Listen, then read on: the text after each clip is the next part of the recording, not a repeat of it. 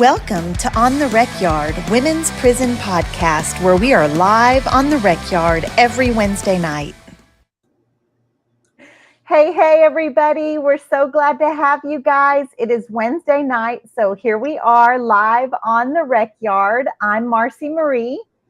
And I'm Toonche. Why did I take a drink? I don't know. That was my... Yeah, Toonche. And I felt like I did my part so seamlessly, so naturally, you had to completely mess up our vibe already. I did. I'm not going to get on to you because you haven't made fun of my hair mishap, this whatever purple is going on in my hair, guys. For those of you that are watching, I purple shampooed it and purple conditioned it, and I normally don't do both. And naturally, I have two teenage daughters with me this week, so I'm getting a lot of grief. They sent me back in the shower to wash my hair again in hopes that it would come out. But so that's what I'm working with. So, Toonche, sometimes we're on here and we're talking about late nights in the penitentiary and relationships and all the other things that happen in prison, right? But today's a little bit different of a vibe. This is kind of a heavy subject. Yeah, I mean, I can't think of anything more serious than 5 people dead because of the heat wave inside of our Texas prisons. So for those of you guys, and I guess we'll just jump right in because frankly, it's really all Toonche and I have been able to think about for about the past 10 or so days. It's literally always at the forefront of our thoughts, and it's weighing on our hearts so heavily that it's really hard to even focus on anything else. Basically, guys, so Texas A&M did some studies a couple years ago. They kind of paired up with Texas Prison Community Advocates.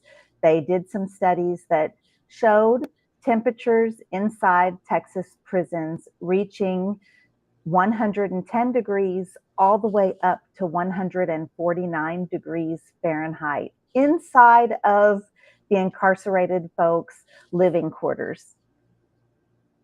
So that kind of got a lot of attention. And it also gave us a little bit of a leg to stand on because it's what Toonche and I already knew.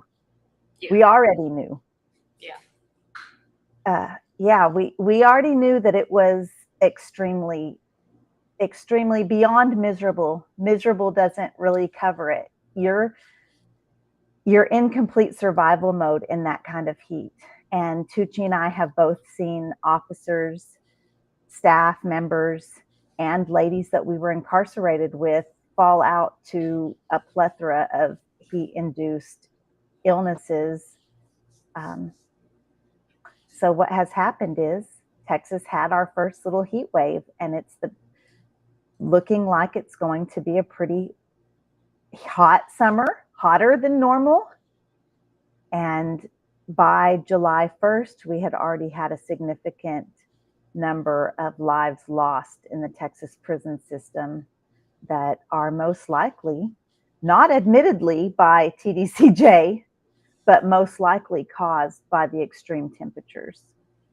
Yeah, and you know, Marci, I told someone on Twitter that, you know, had made a comment about, well, you know, there are folks out here that don't have air conditioning, so it's really hard for me to sympathize, you know, meaning people out here who have not committed a crime, that somehow, you know, that's relevant to how we humanely treat people. But, you know, I'm like, look, I'll tell you what, you go get in your car in a Walmart parking lot in Texas right now in the middle of the day, let's say around 4, because it's usually when it's the hottest, and wait, lock yourself in there, wait for someone to bring you water, and wait for somebody to crack the window. Now, there's the difference. You know, because even folks who are unhoused in the free world or, you know, low income families, they do have some means to access movement of air, access to water. And that's just not the same for people on the inside, you know. And I feel like that's the biggest obstacle that we're running up with our legislators in the Senate, and the people that in the public that still don't quite get it. Would you agree that it's this attitude that this is a luxury and people have committed crimes and they don't deserve this luxury? Absolutely. I think that's the attitude of a lot of our legislators here in Texas and a lot of our voters, quite frankly. I think that that's based on a complete lack of knowledge. Like, I don't think people are quite realizing that this is not a matter of comfort. It is quite literally a matter of life and death. In the summer months, let me just start with this. My mom always says how shocked she was when I told her the temperature in the last dorm I lived in before I made parole on the Dr. Lane Murray unit. Shout out to K2 Alpha. That dorm was 136 degrees Fahrenheit. And when I told my mom that, she said, Marci, you can eat pork at 145 degrees. This is the kind of temperatures we're talking about. Temperatures that cook. We're not talking about, hey, I'm a little uncomfortable, let me sit in front of the fan. It's absolutely not that.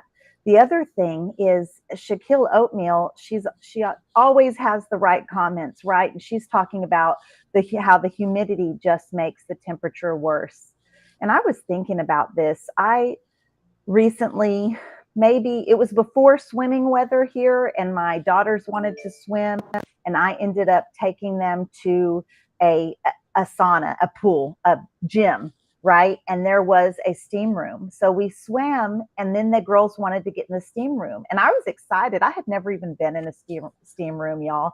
And so I thought, great, let me go sweat it out, get all the toxins out and all of that good stuff. And we walked in there, and I sat down, and the first breath that I tried to take, it was so thick and humid that I instantly had flashbacks of how it feels walking from breakfast outside and then entering back into your living quarters. It is that same exact suffocating air, oppressing air. And I think that it has something to do, Toonche, with our showers being in those Oh dorms. yeah. It's Oh like, yeah. yeah, we're in Absolutely.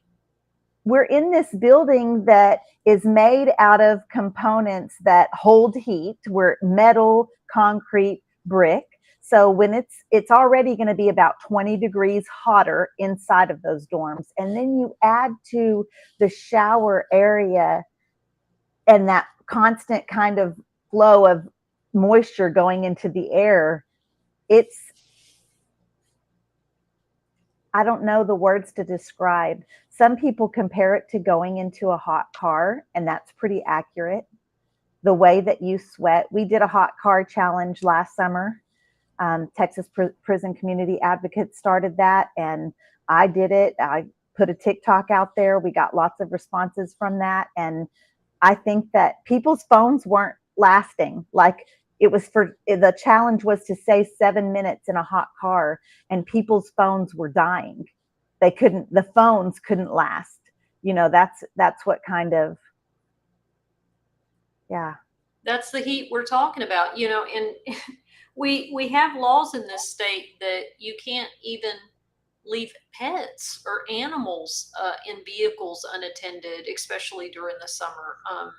I I remember when I was living in Houston and I had just adopted one of my kittens, Marcy, and I was like, well, I just need to run upstairs and grab this little bowl that I was going to take to my girlfriend's house. And literally, it was going to be 2 minutes, run in, unlock my door, get the bowl, and get back in the car.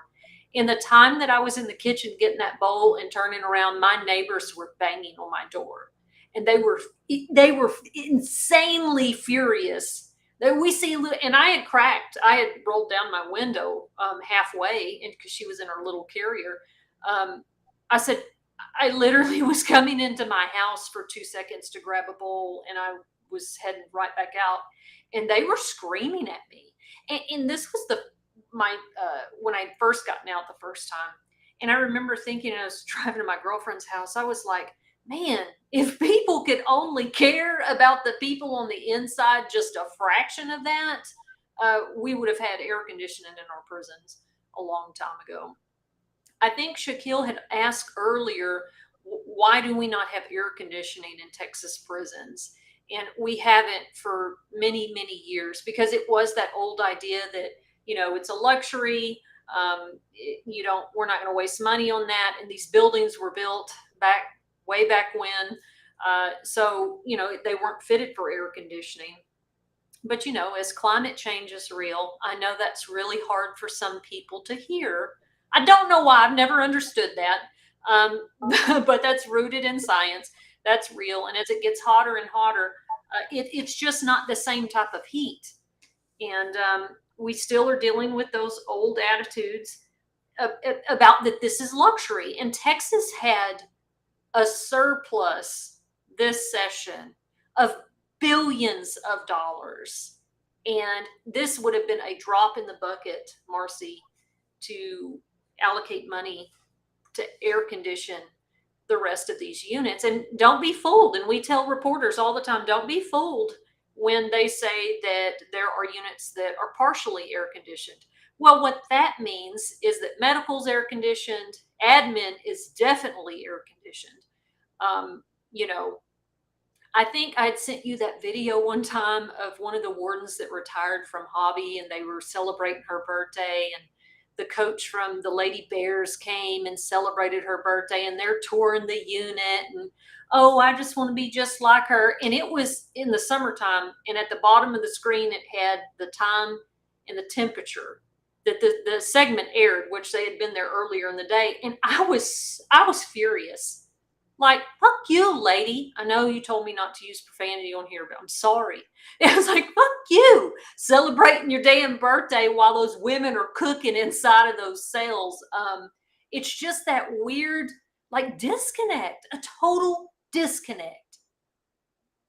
That it's so interesting that you're right. Some of the prisons are, well, let's just put it out there. 30% of incarcerated Texans have living quarters that are air conditioned. 70% do not. So there are some air conditioned housing.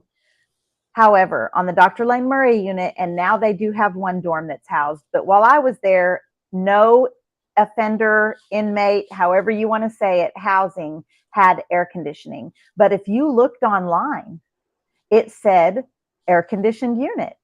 So my oldest son, I had been locked up at this point 8 or 9 years for a while.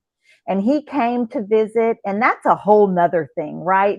Our visitors are having to wait outside in the Texas summer and go through all of that. And he came in and to the nice air conditioned visitation room, and he was sweaty from having to wait outside for so long to see me. And he said, "Well, Mom, at least you have air conditioning."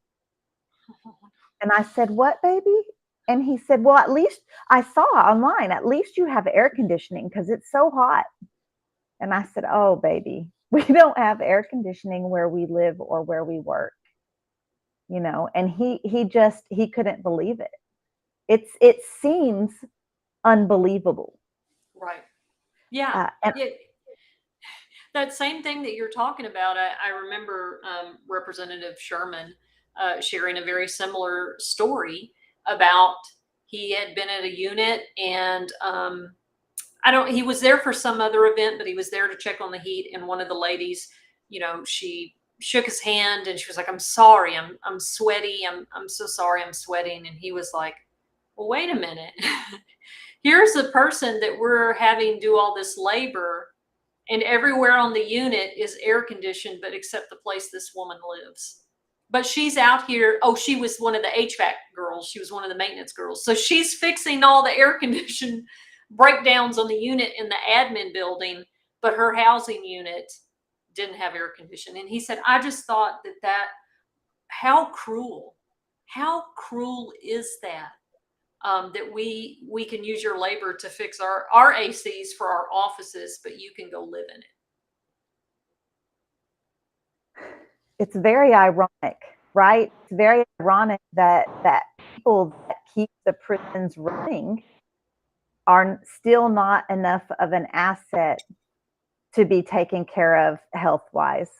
This is definitely a public health crisis. This is definitely a human rights issue. It's so much more than don't do the crime if you can't do the time kind of scenario. This is quite literally a life and death situation.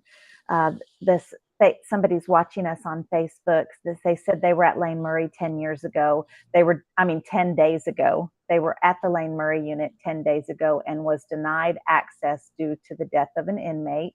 It was heartbreaking. So the Dr. Lane Murray unit is where I spent the majority of my time, about a decade there on that unit with those ladies. Those ladies are my family. And we lost a lady early last week, a 67-year-old. And we lost a lady just a few days after that, a 37-year-old. And it's just heartbreaking, right? Definitely the 67-year-old had some underlying health conditions. And for certain, that's what they will say is her cause of death. What we do know, and this is something like my dad pointed out just the other day. We were having a conversation, and I said, Dad, they're not going to say that it was the heat. They're not going to admit that they're cooking these people alive. He's going to say it's everything else. And he said, well, the fact of the matter is, no matter what underlying health condition they had, if it wasn't 140 degrees in that dorm, they would be standing here today. Absolutely. And that's the fact. The heat was the cause. Whether or not they had diabetes, whether or not they had heart issues, whether or not whatever, all of those things. And then my mom brought up that some studies that were done that 87% of Americans have underlying health issues. Yeah, it's and that's the thing, right? Is that it's always, and we saw that during COVID too. And I really love that we're going to be next week talking with a bunch of researchers about emergency planning in our prisons, in our jails, because we saw this during COVID. Oh, it was a heart attack. Oh, it was heart disease. Oh, it was diabetes. Oh, it was this. And it's like, yeah, but had they not had COVID, they've been living with that chronic care condition for many years. And then suddenly, this is a problem. And we see that with the heat. And you're right. The older lady who passed away, we know from our friends and advocates on the inside that she was living in that dorm that they converted over to put AC in that one spot for the women who had health conditions, but Marci, F dorm's it's in F dorm, right? So F dorm's a big building to keep cool. So I'm sure that it was not super cool in there, number one. And number two, she's still moving about the unit in a wheelchair that we have said before. You are not allowed to help these women push themselves. And there's a little slant. It's not big, but there's a little slant in the sidewalk leaving F dorm going to the main strip over there by the chow hall and going through another gate. And so these women are holding on to these hot metal wheelchairs, trying to push themselves. And it's y'all that have been at Lane Murray, there are no trees. That heat is just straight beaming, pounding down on this unit that is just concrete slabs with a little grass around the outer edge by the fence. So she was exposed to heat. And all it took was a little bit.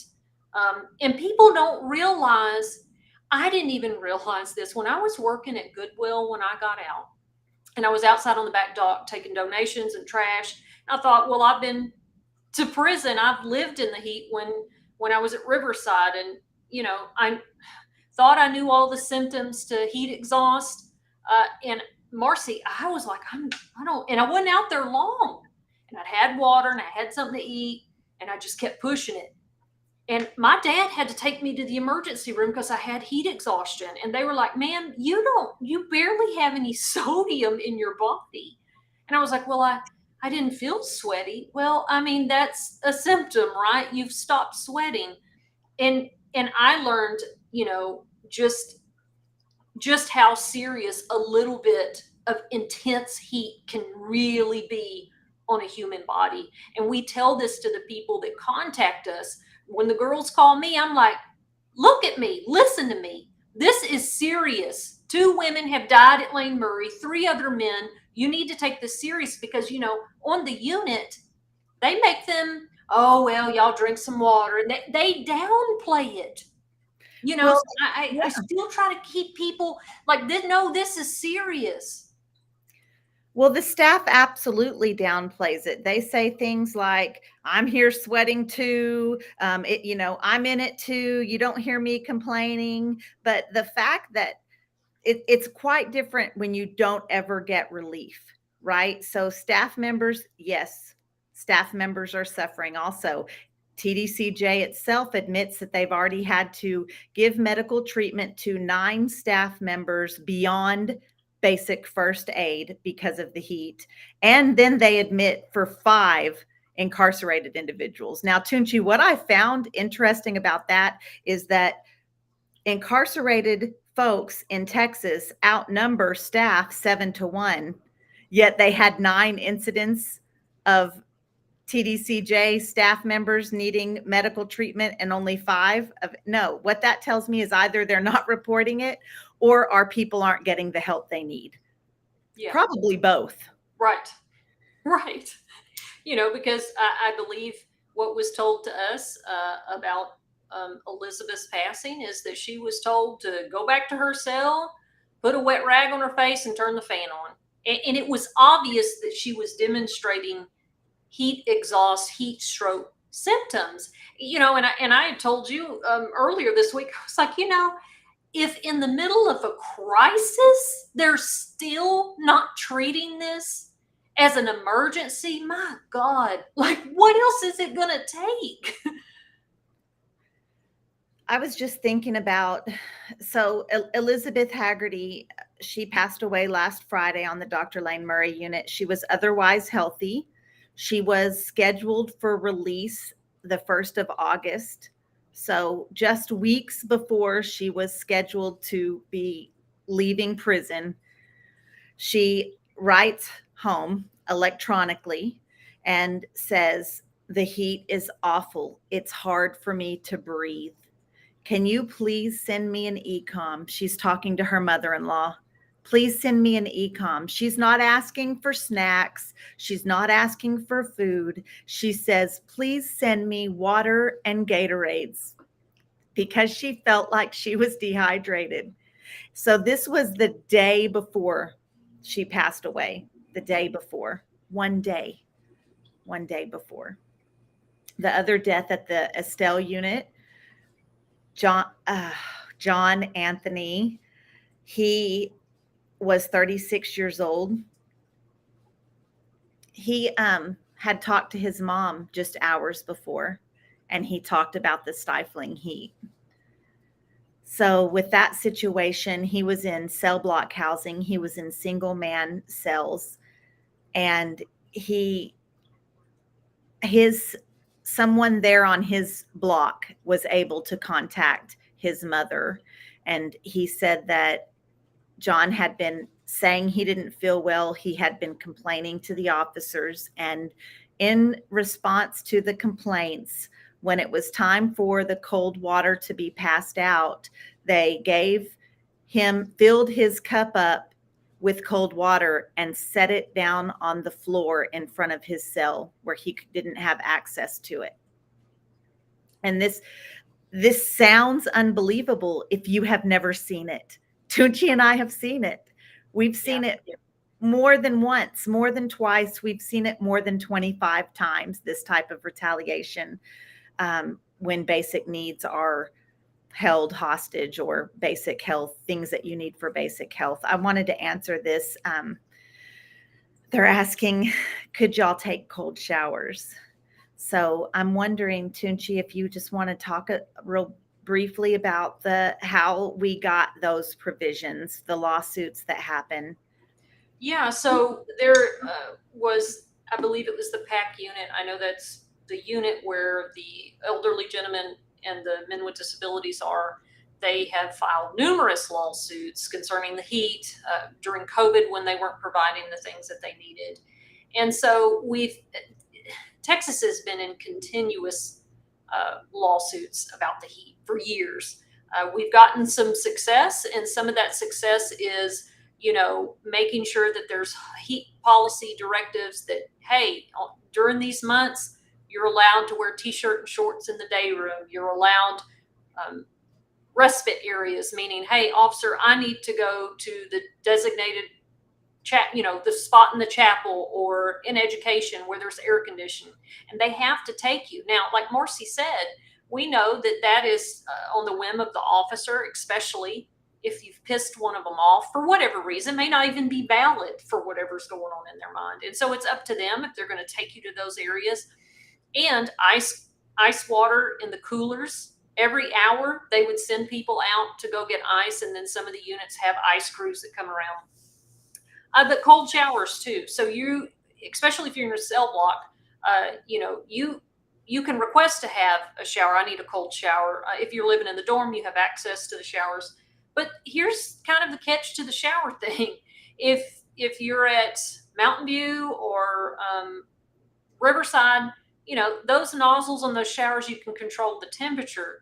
If you're at some of these units where you're just pushing that button, it's going to come out whatever temperature it is, scalding hot to ice cold. And it never failed in the summer. That hot water worked like magic. And in the wintertime, it was ice cold. Because, how Marci said that it holds the heat of the summer, those cell blocks and dorms hold the chill of the winter to the extreme. So, there were some provisions that the lawsuit, called for and TDCJ implemented, to show that they didn't have reckless indifference. Okay, so for a lawsuit to be successful for a person on the inside, there's all these stipulations that have to be met, and that is, did they have reckless indifference? Meaning, did they know there was a problem and they did nothing? That would be reckless indifference. Well, they know there's a problem and they do all these things. They move people, they ice water, cold showers, all this stuff. And I'm certainly not taking up for TDCJ whatsoever, but they can only do what they can do. The core of this comes down to the political will of our Senate. And they made it clear, I'm not going to give a cent of that billions of dollars of surplus to the prison system to install. $37 billion surplus. 37, not 1 billion, not 2 billion, $37 billion surplus. We asked for $500 million with a staggered plan to get air conditioning in Texas prisons. It's already been fiscally proven that that is the most fiscal responsible thing to do because of the medical expenses that the state is paying. It's not about money. It's not about money. It's not about ability. It's not about products not being available. It is about a complete and blatant, intentional disregard for human life by our legislators in this state. That's all it boils down to. Yeah, and you remind people too, right? Hey, we're not just talking about the incarcerated people. We're talking about the guards that work there. I don't mean the admin, because they're in air-conditioned offices. But the staff that was working with us day to day, I remember Marci, she was the sergeant that trained the new boots. And she had been out all day, and I think maybe she had some underlying health stuff, and she was a little bit overweight. And she came in to the building back to her corner office, and she walked past me, and I had been in there helping with peer education stuff, and she was bright red, and she was like, she went straight to the bathroom, right? So I have to clean that bathroom, and I'm sorry, it's a small space. I know what's happening in there, right? And it was not good. And she was like, and she come out, and she was just like, okay, well, I immediately know, okay, you've got probably diarrhea. You are stumbling. You're kind of incoherent when we're talking to you. I said, you need to sit down. And I had the sergeant call the nurse to come over there, because she was like, no, I'm fine. I'm just going to go back out there. I said, no, They don't care about you either, ma'am. They don't. You could fall out and die, and guess what? They're just going to replace you with somebody else. They don't care. So screw whatever you were doing. You need to sit down. She drank some water. Medical came and got her, and they took her to medical because she was having heat exhaust. And it's like, if the legislators, it's sad to say that I understand when they don't care about us, right? We're still fighting that narrative.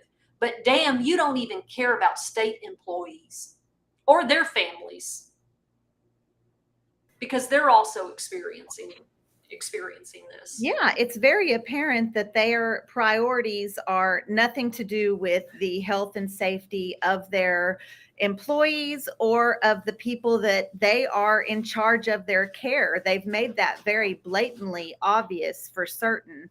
So I wanted to go back a little bit to the things like that we were talking about, the cold showers, the water available, the kind of measures that TDCJ put in place to make them not liable for a lawsuit, right?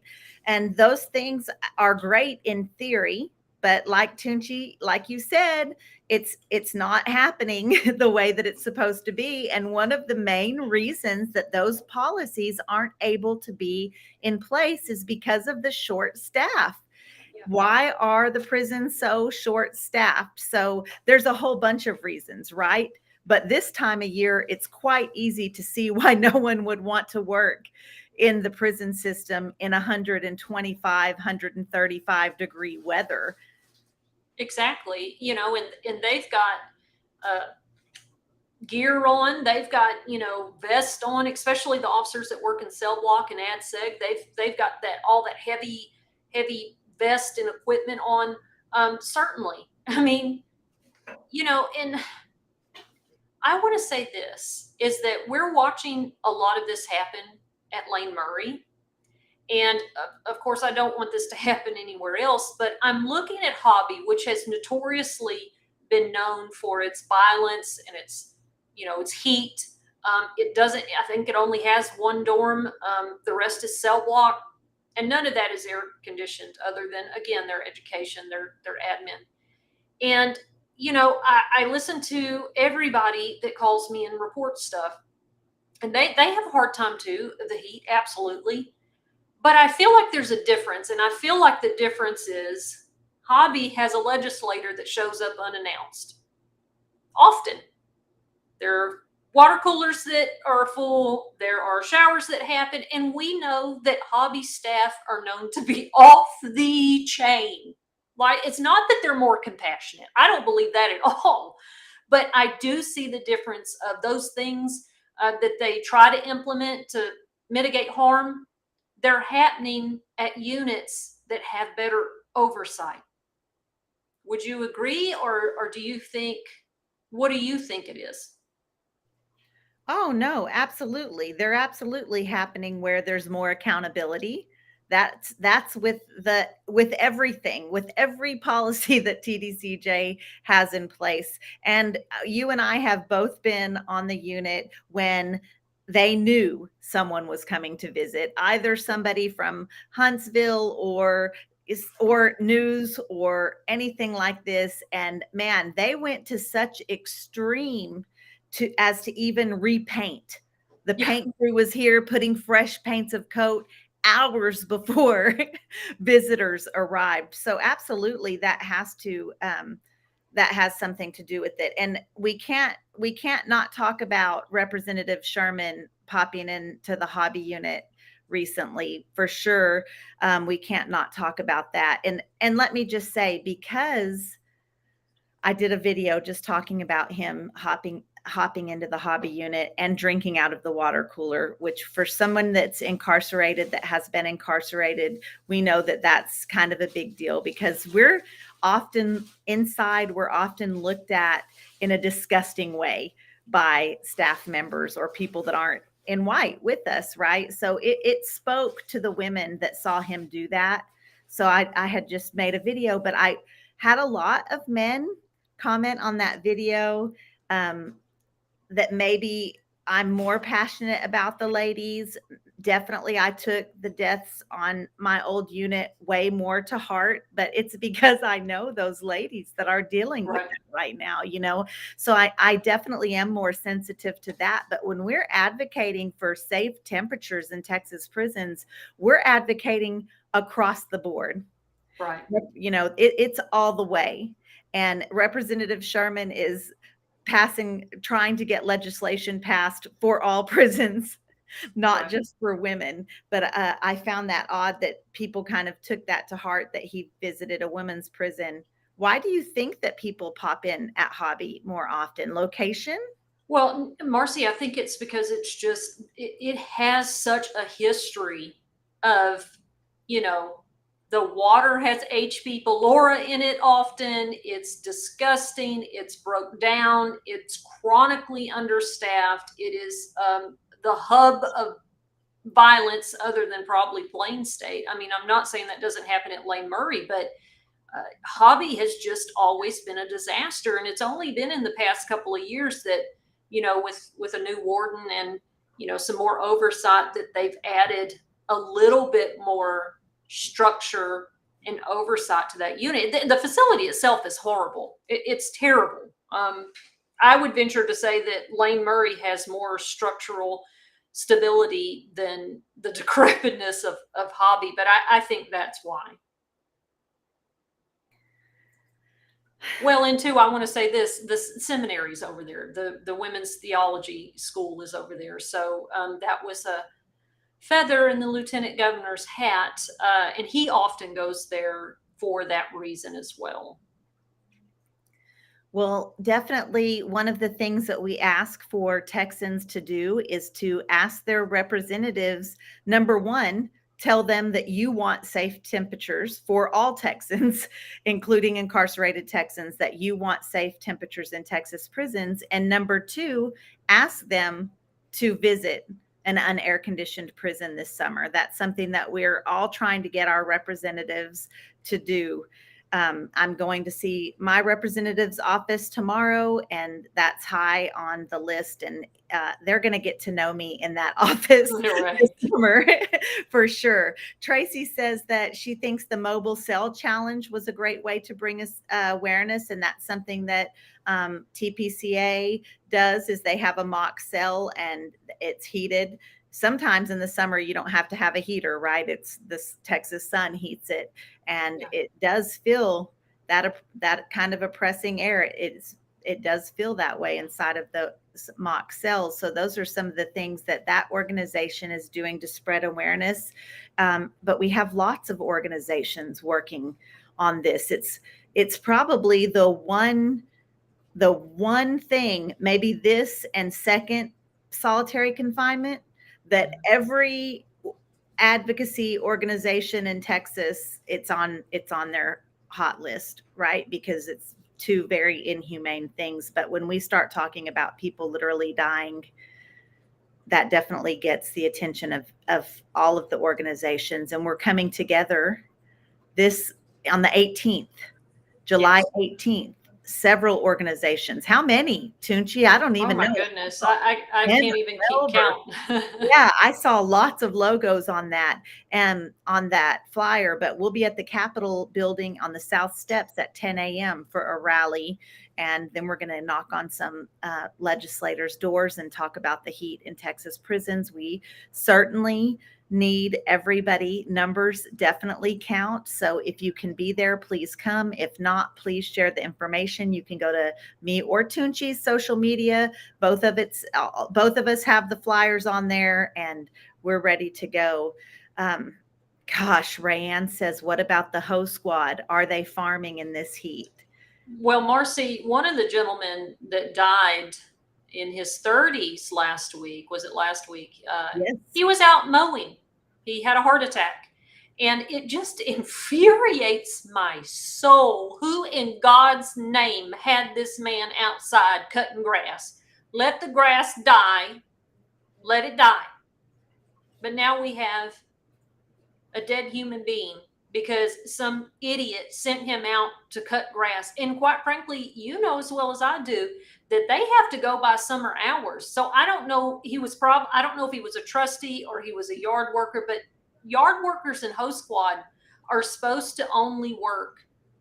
They're either not supposed to turn out at a certain temperature or they're supposed to work half a days in the morning. So when it becomes winter, fall time, then they can turn out in the morning, come in for lunch, and then go back out in the afternoon. But they're not supposed to be out after a certain time in the morning during the summer. And so I don't know who in their right fucking mind had him out there cutting grass after we had 2 people had already died. Where is the logic? That common sense is not so common. It really isn't. So, as far as Host Squad and Field Squad goes, yes, they are definitely still farming in the summer months.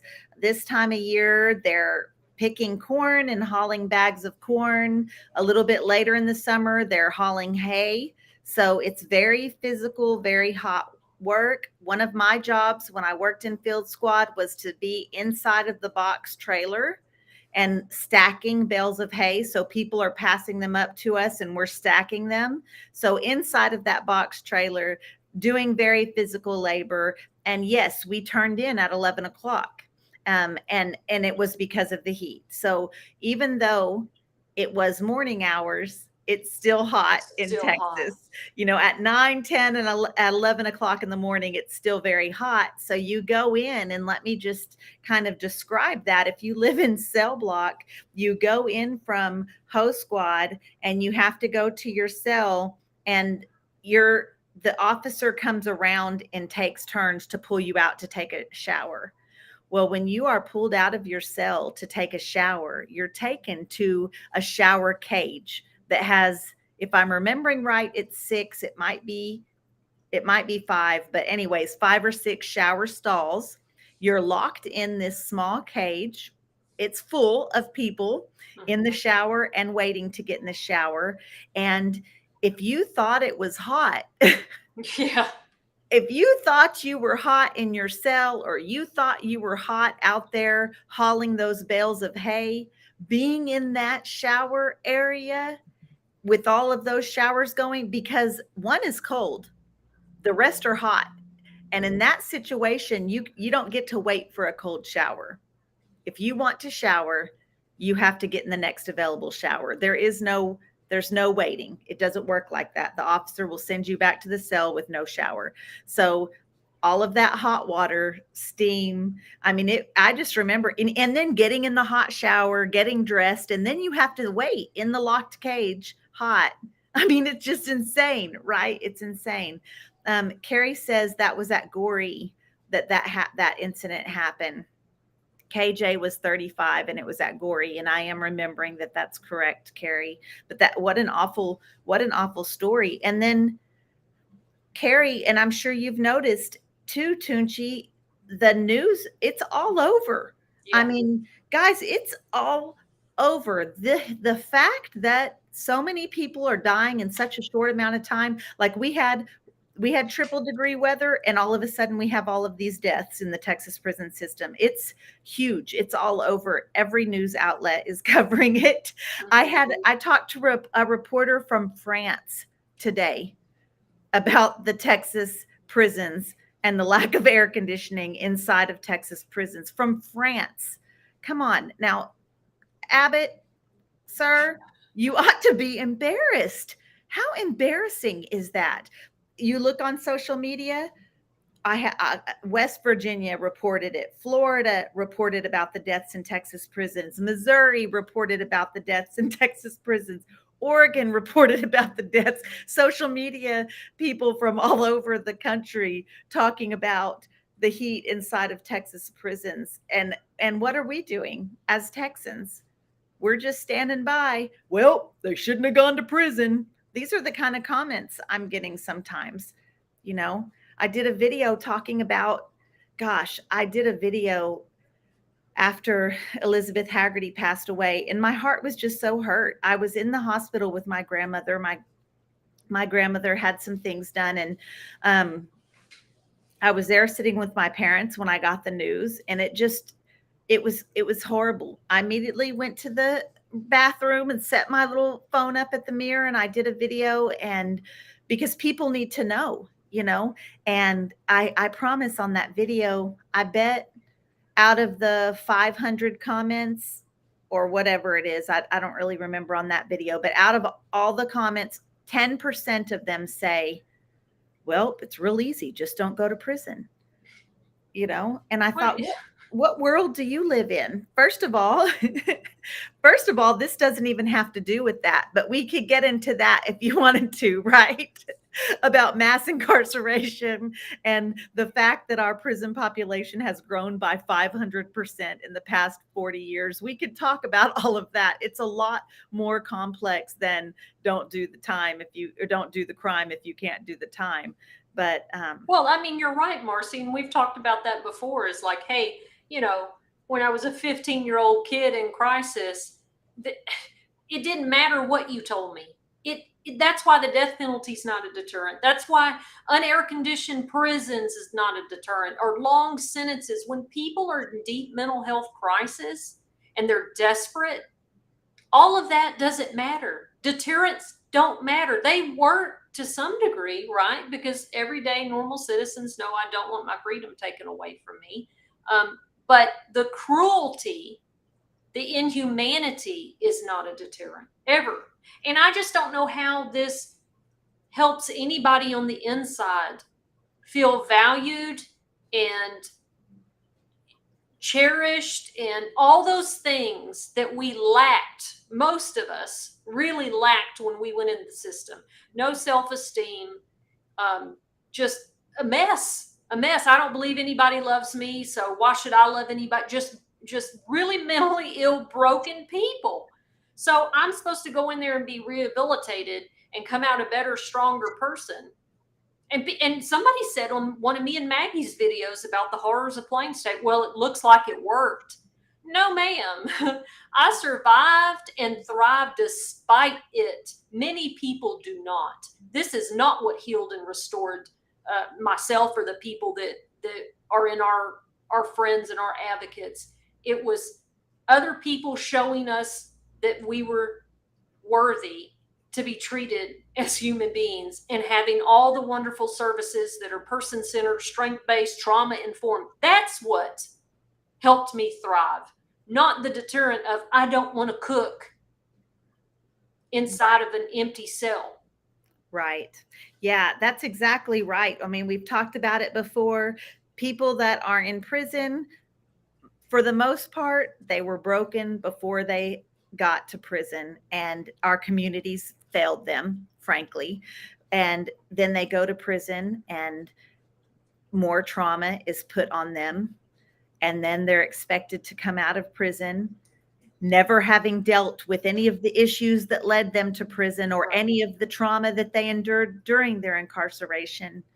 And they're expected to come out and succeed. And we are definitely the exceptions to the rule. Right. Right. I mean, and most of my successful friends that have come out of prison would tell you that they're also the exception. There's an expectancy to failure because the recidivism rate is 76% at 5 years. So it's not working. It's proven not to work. It's not reducing crime. It's not making our communities safer. Killing people is killing people, cooking people alive inside of the Texas prisons. They're causing further trauma to our communities, further trauma to the families of the deceased, and it's got to stop. Yeah. I mean, who wants to come out into a community that when you're in there and you see that the news has got it everywhere, that legislators know? Because I was really naive when I was a kid. And I thought if people only knew what they were doing to us in this youth prison, it would come to a stop immediately. Well, imagine my surprise and my horror when I found out that people have known for decades and just don't, they do half-ass measures to fix the problem, but at the end of the day they don't care because we're the other, we're less than. But it's like if you have and I hate to use an animal, but sometimes it's easier for people to process. If you have a puppy that is neglected and beaten, and it turns mean and angry because it's been neglected and beaten, because many people grow up like that, right? A lot of the people in prison grow up like that. Just, it may look different, but that is what's happening. Then you put the dog into a shelter where it's also not fed and beaten, and then you expect it to somehow come out and be a lovable part of the family that's cuddly and warm. I think not. And that's what happens to people when they go into the system. I just don't know where people get this weird idea that you can treat people like shit and then expect them with no treatment and having, no mental health treatment, and then treating them inhumanely, and then expect them to come out and say, shucks, I got it now. I can't wait to be a part of the community because I love y'all all so much. No, you cooked me. I know what you think of me. And Well, that's how a lot of people feel, Marcy.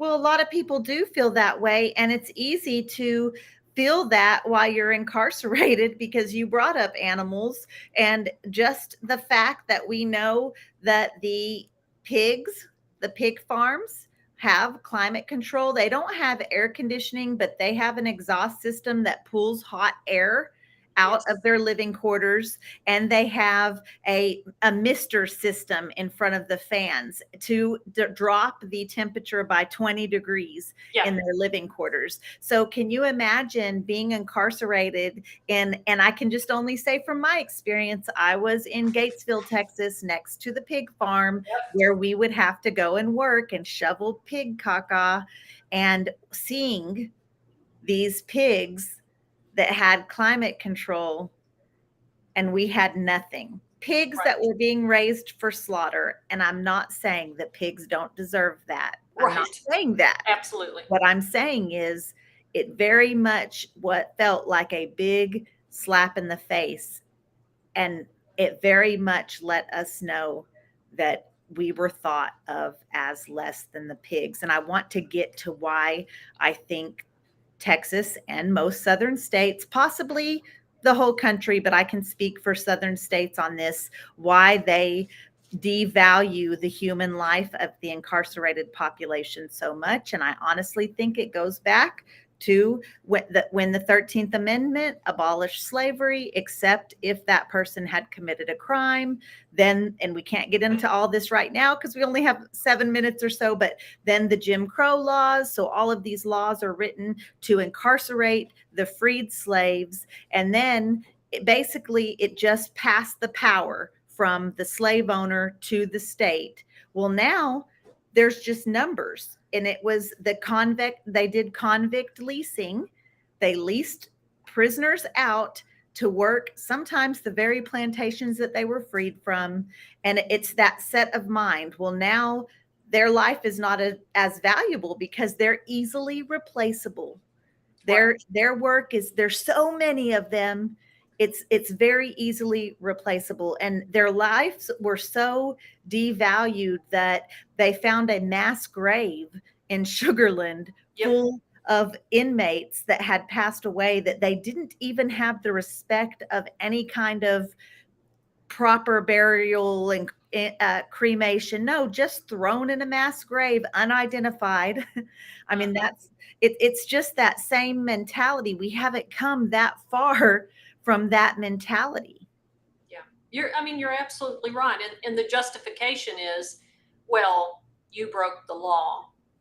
Girl, people break the law all the time and don't get caught. And so you're right. It's not truly about that. It is that othering that has happened to populations for many, many decades in the South, everywhere, right? But absolutely. And it is shocking, right? Like, I want y'all to hear that. The pigs that they sell, and I don't mean to yell, but it makes me so angry because I remember when I first found out about that, I was at Mountain View, was working in the library, was reading the Texas Monthly over all the legislative updates, and air conditioning had not passed again. And I was so grateful to be at Mountain View because it's so hot. And I remember what that was like. And I read a scathing article about how the pigs in TDCJ that they prepare for slaughter and sell and feed us the scraps, the not so good parts to us, that they had climate control. And really the bill that got the furthest during session was climate control. Nobody's saying it has to be air conditioned. It has to be controlled temperature, right? There are ways to drop that temperature through the apparatuses that they use at the pig farm. They wouldn't even do that for us. But the pigs that they're going to sell had climate control. That is what you're worth to the state of Texas, less than a pig. And let's talk about what climate control means. So, jails across the country are under federal regulation to be climate controlled temperatures between 65 degrees and 85 degrees. So, in county jail, while you're waiting to go to trial or waiting to pull chain into prison, you're in climate controlled, which often means air conditioning.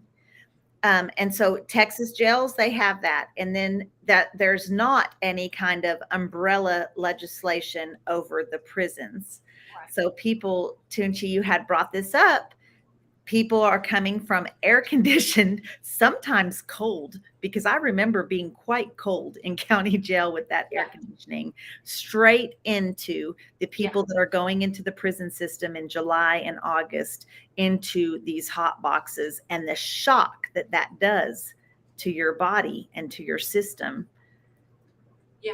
Yeah, you're absolutely right. Our jails have a oversight. Our prison system does not. We don't have a state independent ombudsman that oversees the prison system. So you're going straight from them ice boxes at the jail. And we feel like that maybe that's probably what really contributed to Elizabeth's death, because they were closing San Saba down for women. One of the air conditioned units, few for the women, and were converting it over to men for a program, or for the ones that were heat sensitive. We don't know yet. And she had come straight from there, and you just can't adjust to it. It is such a shock to your system. At least when you get there in the springtime or in the winter, you start to slowly adjust to the conditions. But God bless, it's just a nightmare. So let's recap, because we're getting down to about 3 minutes. So we've let y'all know what the deal is, what's going on. You can check out all the news articles, check our social media. So what can they do? Anybody can do, but certainly people that live in Texas. Marci, tell them one more time for the people in the back. Yeah. So if you're outside of Texas and you care about basic human rights, frankly, in all southern states, Florida, Alabama, we're getting lots of reports out of those states as well. I'm not saying it's not happening in the other southern states. Those are just the ones that I'm hearing. But I encourage people that are outside of the state to email Greg Abbott and tell them, I'm so embarrassed for you, sir, that you are killing your Texans inside of their prisons. That's how I would do it. Then for everybody, whether you're in Texas or not, for sure, conversations like this. I'm always shocked still that so many people just don't know. They haven't a clue. I'll make a video and they're like, wait, what? Texas doesn't have air conditioning? No, they don't. No, they're cooking people alive in the summers. People don't know it. So conversations like this definitely spread awareness. Of course, voting for representatives and lawmakers that have the same interests as you, and education about felony background voting in Texas. If you're completely off paper, folks, you can vote. I still get those kind of messages weekly saying you can't vote because you had a felony 25 years ago. Yes. Yes. If you are completely exhausted your sentence, you can vote. So vote. If you are in Texas, what we're asking right now is to contact your legislator often as you have capacity to do it, through phone calls, which it's going to be a voicemail, guys, or emails. and or even a handwritten letter if that's how you get down, right? And we're just asking that you tell them that you are in their district and you want safe temperatures in Texas prisons. So Tunchi, what else? The rally.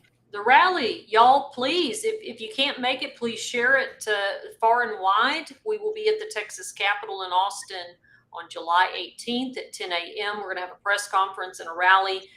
They should have the mock sale. We've got several legislators that are going to speak, and Marci will be speaking, and hopefully several other people with lived experience. So please come out and support as much as you can. And again, if you can't, it's okay. Please share.